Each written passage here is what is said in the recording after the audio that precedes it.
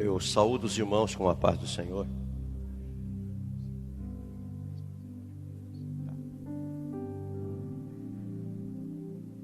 Aproveitando os irmãos em pé, quero ler um texto da palavra de Deus, no Evangelho de Mateus, capítulo 5,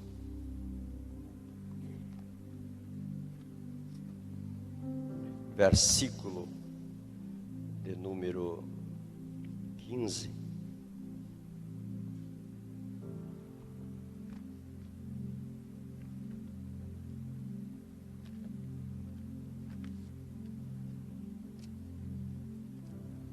Evangelho de Mateus, capítulo de número 5, versículo de número 15.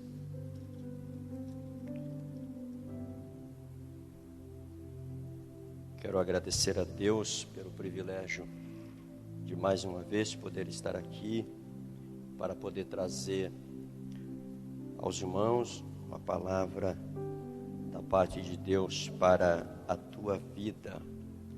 Quem achou diz amém.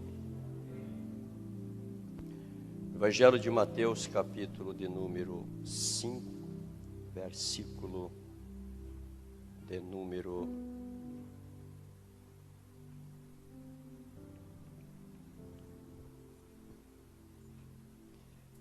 14. Jesus dizendo aos seus discípulos, enquanto ensinava no monte: vocês são o sal da terra. Ora, o sal, se o sal vier a ser insípido, como há de restaurar o sabor? Para nada mais presta, senão para ser lançado fora e ser pisado pelos homens. Amém. Pode sentar em nome de Jesus. Meus queridos irmãos,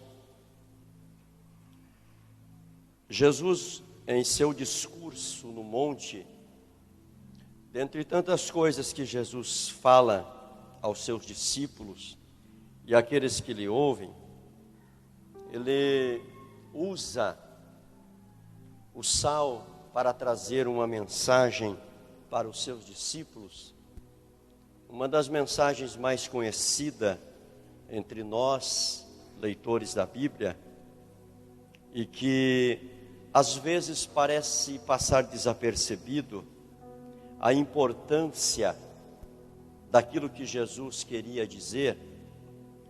Talvez seja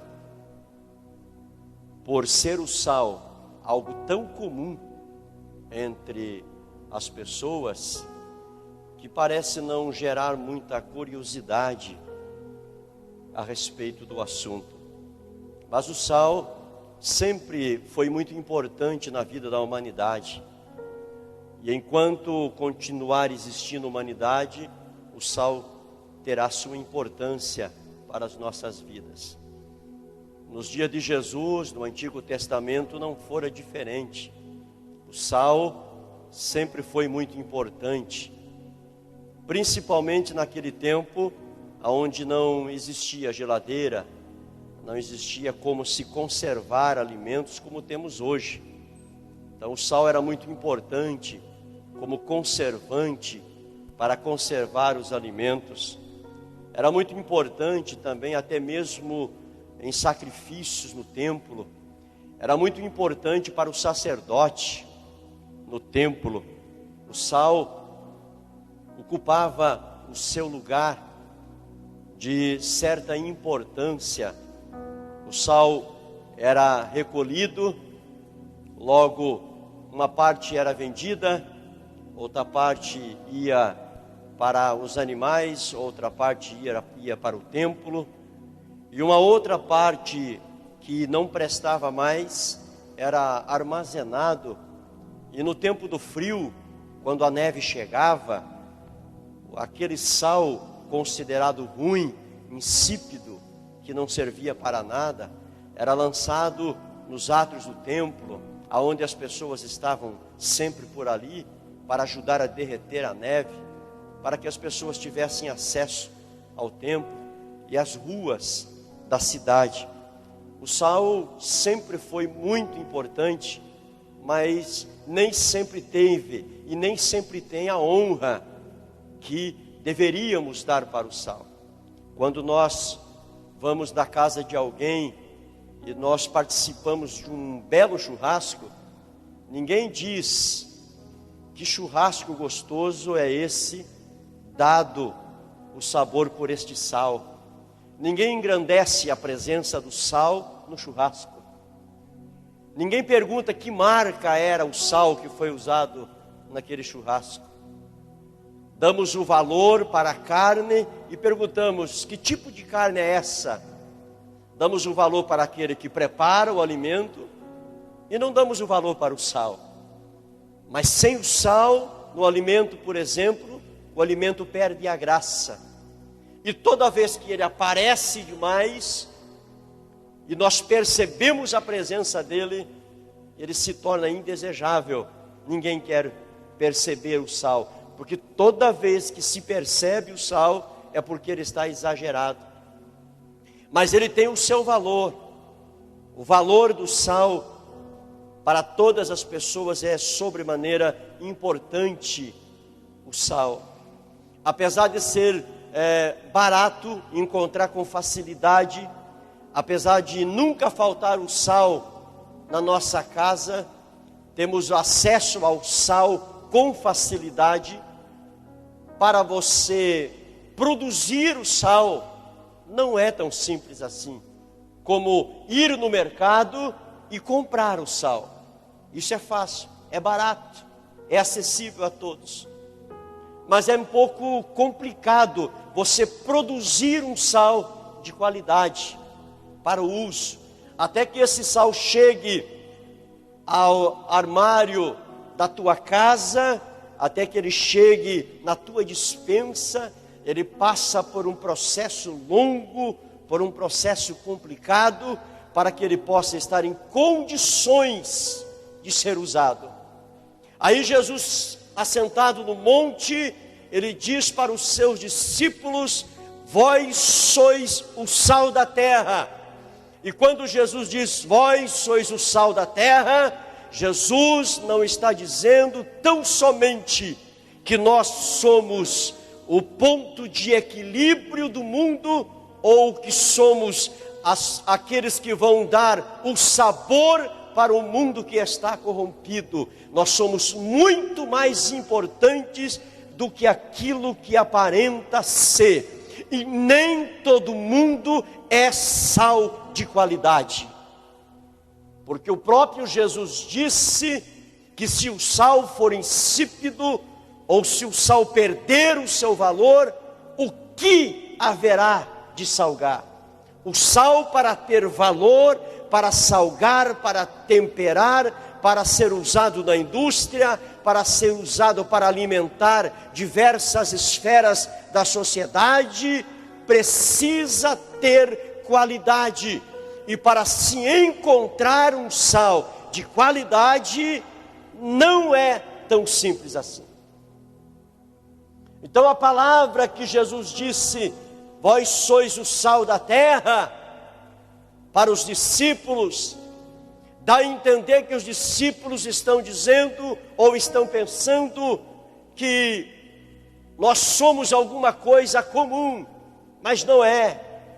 Para se produzir um sal de qualidade, dá trabalho. Para se produzir um sal ao ponto de ele estar pronto para o uso, não é tão fácil. E enquanto eu falo a respeito do sal, você se identifique como sal nessa noite. A partir de agora, deixa de ser um ser humano e passe a ser um sal, para que você possa entender o que eu quero trazer ao teu coração nessa noite.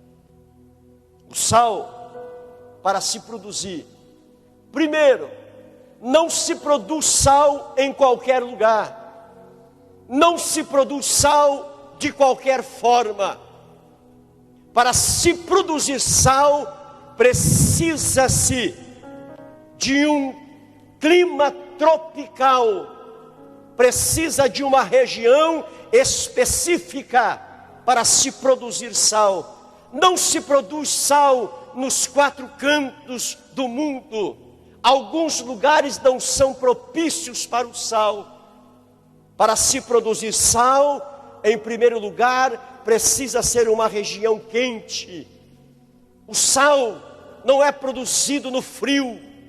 O sal que nós usamos, dentre tantos tipos de sal, o sal marinho, ele precisa de altas temperaturas para ser produzido.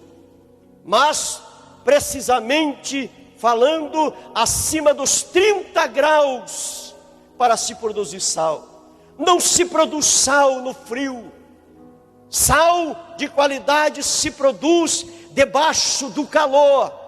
Aí vem à minha mente a menção de Apocalipse capítulo 3, versículo 14, versículo 15.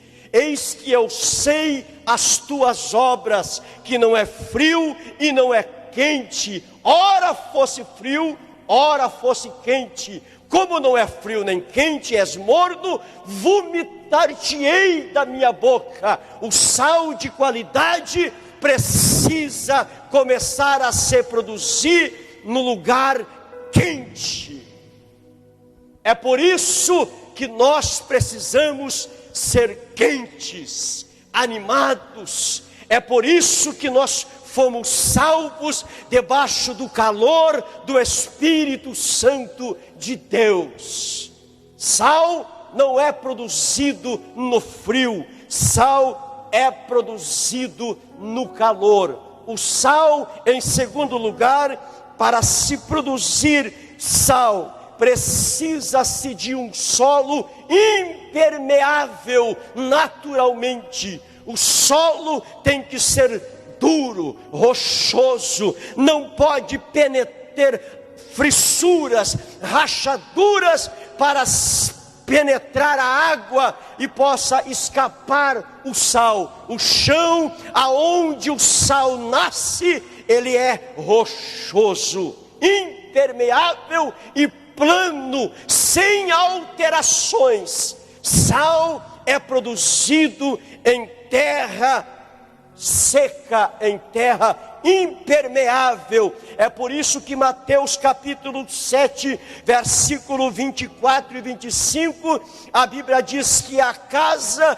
que foi produzido em cima da rocha, veio o vento, veio a chuva, veio a tempestade, mas não derrubou, porque estava edificada sobre a rocha. Sal de qualidade está edificado sobre a rocha. Sal de verdade não para no meio do caminho, não desanima, não volta para trás. Sal de verdade não tem a sua casa edificada em cima de rachaduras, está em lugar sólido, firme, e está sempre de pé, e nunca cai, e nunca é levado pelo vento. O sal, para ser produzido, precisa de solo firme, de altas temperaturas e de vento constante. O vento aonde o sal está sendo produzido não pode parar. O vento, ele tem que ser constante. O sal de qualidade, para ser produzido, tem que ser empurrado pelo vento. O crente que é sal não fica estagnado, não é parado, não é uma pessoa parecendo uma estátua que não cresce, que sempre é a mesma pessoa de 10 anos atrás, de 20 anos atrás, que não progride, que não cresce espiritualmente. Não, o sal sempre é empurrado por uma brisa constante chamada Espírito Santo Santo de Deus que nos move ao caminho da perfeição e nos faz crescer em Cristo Jesus, e nós sempre estamos dando fruto e frutos com abundância. O método que se usa para produzir o sal, esse método é milenar, usado há muitos séculos atrás. Ele é produzido em uma região quente. No nosso país, por exemplo, 90% do sal que se produz no país é na região do Rio Grande do Norte, porque não tem frio, os ventos são constantes, o calor é acima dos 30 graus todo o ano. É uma região de solo firme, e aí fica fácil para produzir. É uma região próximo do mar, que não tem variações na temperatura. Variação de temperatura pode causar problema na qualidade do sal. Lá não existe isso. E aí eles têm uma estação de captação que pega o sal do mar e leva por alguns canais longe, e enquanto aquela água é bombeada e levado até os evaporadores, alguns tanques, essa água vai indo até os evaporadores, vai condensando-se aos poucos. Quando chega no condensador, fica ali por alguns dias ou semanas, até que aquilo se torne algo bem denso. Quando começa a se tornar denso, ele é mudado de lugar e vai até os cristalizadores. Chegando nos cristalizadores, ele fica ali por algum tempo, cristalizando-se. A cada 1000 litros de água que é retirada do mar para se produzir sal, 70 litros se pode produzir sal. 70 litros produz sal, cristaliza e se tira o sal. Então nem tudo que se tira do mar, nem tudo que está no cristalizador, parecendo sal, vai se tornar sal. A maioria daquilo se perde, pouco daquilo se aproveita. Alguns, evapora-se muita água, algumas partículas o vento leva, e aí esta quantidade ínfima, de a cada 1000 litros, 70 produz sal, fica ali naqueles cristalizadores, esperando o tempo para ser retirado, esperando o tempo para serem colhidos. Tudo nesta vida tem um tempo determinado. É por isso que nem todos aqueles que são chamados conseguem firmar os seus pés. Muitos são chamados, ficam por pouco tempo, mas não têm qualidades para ser sal, evaporam-se, se perdem, e poucos são aqueles que mantêm-se nos cristalizadores. Do cristalizador, as máquinas pegam aquele sal que está ali há várias semanas, para se produzir sal de qualidade. Não se produz assim de qualquer forma. Para se produzir um cristão de qualidade, não se produz assim de qualquer jeito, da noite para o dia. Hoje em dia é muito comum, em alguns lugares por aí, camarada mal se converte e já é, na outra semana é pastor. Não passa pelo processo, não passa pelo processo da cura, da evaporação. Nem bem nasceu e já está na crista da onda. Mas o processo do sal de qualidade é difícil, é complicado. Muitos estão aqui há 20, 30 anos e ainda estão em estado de preparação para ainda serem usados um dia pelo produtor do sal. O sal, depois de cristalizado, ele é recolhido do cristalizador E aí já tem aparência de sal, já parece com o sal. Algumas coisas foram tiradas dele. A água salgada foi tirada do sal, evaporou, condensou, e agora já é um pó, já é quase branco, já tem uma cara de sal. Já não é como era antes, não, já se vê uma mudança, mas não está pronto ainda para ser usado. Aí ele é tirado e vai para a lavagem. O sal é lavado por 2 vezes. E aí quando eu vi este dado, me chamou a atenção. Ele é lavado por 2 vezes. Passa por um processo de limpeza de 2 vezes. Aí eu me lembrei do batismo do Espírito Santo. Aí eu me lembrei do batismo das águas, em que nós, enquanto sal, passamos por esse estado de santificação diante de Deus. E aí quando ele sai de dentro da lavagem, ele sai um sal melhor do que quando entrou. Porque quando ele entra na lavagem, ele entra com algumas impurezas.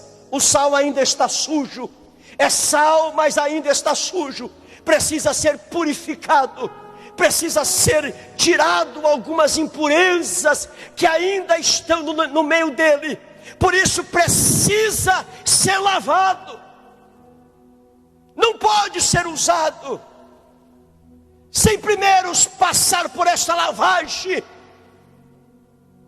Depois que é tirado essas impurezas, o sal ainda tem um segundo processo nessa lavagem. Ele tira as impurezas. E depois que você tira o sal da lavagem, ele muda o seu aspecto.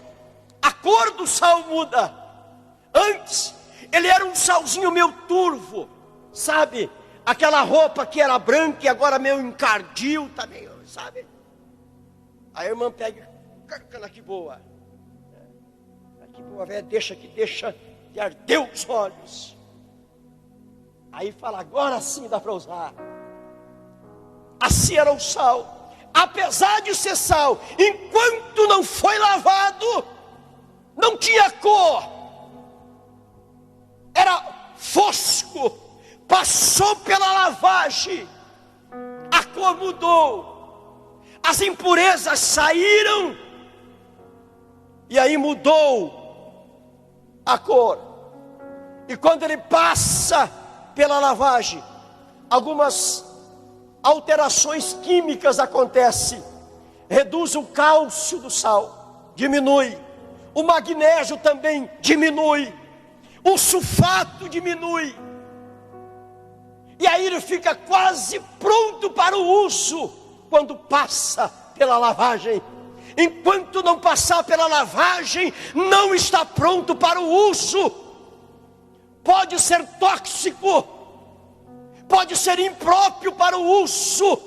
Enquanto não passar pela lavagem verdadeira do sangue de Cristo, é impróprio para o uso. Depois que todo esse processo acontece, o sal, aí já se vão semanas. A produção do sal pode levar até 70, 75 dias para se produzir o sal. Aí quando passa pela lavagem, parece que tudo está bem. Agora o sal está bom, dá para usar. Foi estabilizado quimicamente, está purificado, está lavado. Depois de todo esse processo, quando o sal acha que agora ele pode ser usado, aí o produtor pega todo aquele sal, leva para um campo ou para uma região grande e estoca aquele sal. e se fazem montanhas de sal por aproximadamente 45 dias. O sal fica em repouso, não pode mexer. É a fase da secagem, é a fase da maturação, é a fase da curtição, é a fase da experiência, é a fase do preparo de fato, é a fase onde o produtor ainda está testando o sal, enquanto o sal está lá no sol, diante do sol, da chuva, do calor. Parte daquele sal foi colhido e é levado para um técnico do laboratório, para que ele possa estudar a qualidade deste sal, para depois deste sal ser aprovado, ser liberado para ser beneficiado. Pode ser que nessa noite você esteja aqui e não esteja entendendo todo o processo da tua vida. Por que é que as coisas não acontecem na hora que a gente mais acha que deveria acontecer? Já parou para pensar que às vezes nós queremos que as coisas aconteçam segundo aquilo que nós achamos que é correto, ou na hora que nós achamos que é correto? Sabe por que ainda não aconteceu na tua vida as coisas? É porque tu és sal. E se as coisas não aconteceram, é porque você ainda não está preparado para ser colocado na vitrine, para ganhar o mundo. O sal pode estar em processo de evaporação, você pode estar em processo de cristalização, você pode estar em processo de lavagem. E todas essas fases, existem pessoas aqui neste templo, nessa noite, que estão passando. Muitos aqui foram captados pela bomba do Senhor Jesus há poucos dias, e estão no caminho da condensação. Outros já estão com uma cara de sal, outros já estão mais firmes, cristalizados. O outro já está passando no batedor de Jeová para ser retirado as impurezas de dentro dele, para que ele possa seguir adiante. Cada um de nós passamos por um processo parecido com o do sal, para que possamos chegar ao momento em que o dono da salina vai nos usar para algo valioso. O sal, depois de passar por todo esse processo, depois de estar lá, depois de o técnico do laboratório, que é o pastor da tua igreja, fazer todos os testes que tem de fazer no sal, para ver como é que está o sal. Quando ele libera o sal para beneficiar, aí chega num processo interessante, porque daí nem todo sal que está lá vai para o mesmo lugar. Tem sal que vai para a indústria, tem sal que vai para o gado, tem sal que vai para o uso doméstico, tem sal com iodo, sem iodo, tem sal refinado, tem sal grosso, extra fino, fino, tem sal para todo gosto e para toda finalidade. Aqui tem sal grosso, tem sal fino, tem extra fino, extra grosso, tem sal para todo jeito. Aqui entre nós existe sal para todas as necessidades da humanidade. O que nós precisamos é nos permitir passar por este processo, para que no momento certo o dono da salina possa nos usar no lugar aonde nós fomos chamados para sermos usados. Cada um de nós que aqui estamos temos um chamado da parte de Deus. Ninguém está aqui à toa ou de balde. Ninguém veio aqui, caiu aqui de paraquedas. Todos nós fomos escolhidos, separados para que dessemos fruto e o nosso fruto permanecesse. Se estamos aqui é porque fomos chamados por Ele e estamos no processo da salina de Deus. E Deus, no tempo certo dele, vai te preparar, vai te embalar e vai te mandar para uma região que precisa deste sal. Quantos podem dar glória a Deus? Amém ou não amém? É interessante ou não é? Parece comum o sal, mas o sal, a sua produção é complexa. Assim como é complexo a produção de um cristão verdadeiro. Sabe? Um cristão autêntico, um sal pronto para o uso. Não é assim, não se faz da noite para o dia. Não se põe um paletó, uma gravata e diz que é sal. Não se veste um vestido lá pelo calcanhar e diz que é sal. Não, tem todo um processo para se passar, uma preparação, para que possa, no momento certo, entender aquilo que Deus tem para a vida de cada um. Por isso, nessa noite, não saia daqui triste, não saia daqui abatido, por aquilo que você passa, pelas provações, pelas dificuldades. Aí uns ficam dizendo: não, meu fulano não liga para mim, pastor não liga para mim, o irmão que eu conheço, meu amigo, não liga para mim. Não, existem momentos na tua vida que você tem que passar, tem processo na tua vida que é para você passar, para o teu melhoramento. Você precisa passar por este processo. Só Deus sabe aquilo que é reservado para você no dia de amanhã. Ai, mamãe, eu já estou descendo a serra. Para Deus não existe tempo. Para Deus não existe tempo. O que Deus pode fazer em 10 anos, pode fazer na tua vida em uma semana. Você pode ser instrumento de Deus para uma grande obra em pouco tempo. Você pode ser um instrumento de Deus de uma grande obra em muito tempo. Para onde vai o sal? Isso não depende de nós sabermos. É o dono da obra. É aquele que disse lá no monte: vós sois o sal da terra. Tu és sal, por isso se alegre quando alguém dizer que você é sal. Não é simplesmente o fato de você temperar, de você dar sabor. Não, é muito mais do que isto. O tempo de Deus na tua vida está chegando muito mais rápido do que você imagina. Fica de pé, em nome de Jesus.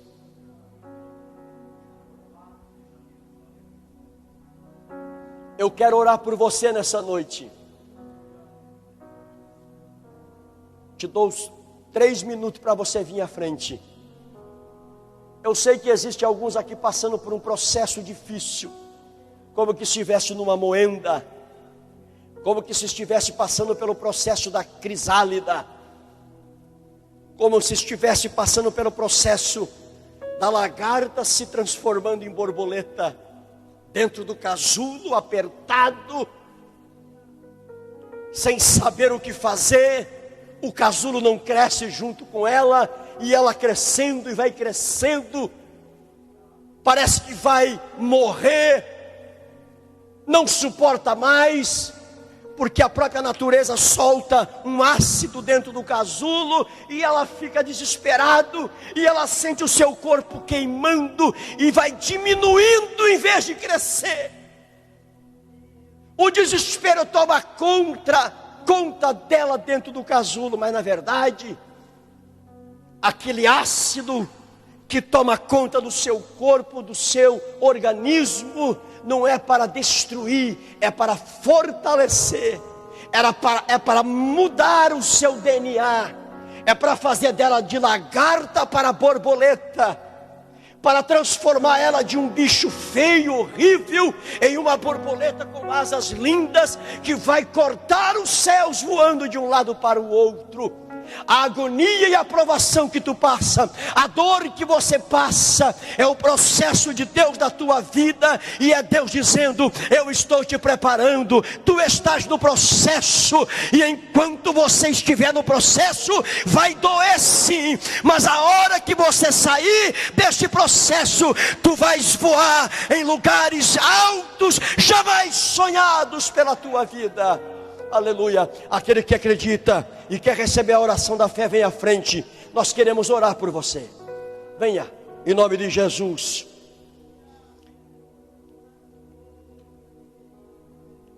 Alguém? Isso, vem, irmão. É processo de Deus na tua vida. Não se preocupa. Não está acabado. Não acabou. Não acabou, só ainda não chegou a hora.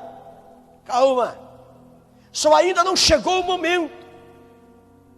Por mais que tu se aches preparado, ainda não está. Porque aquilo que Deus quer fazer através da tua vida é maior do que a capacidade que você tem hoje. Então precisa esperar mais um pouco, para que Deus faça na tua vida algo extraordinário.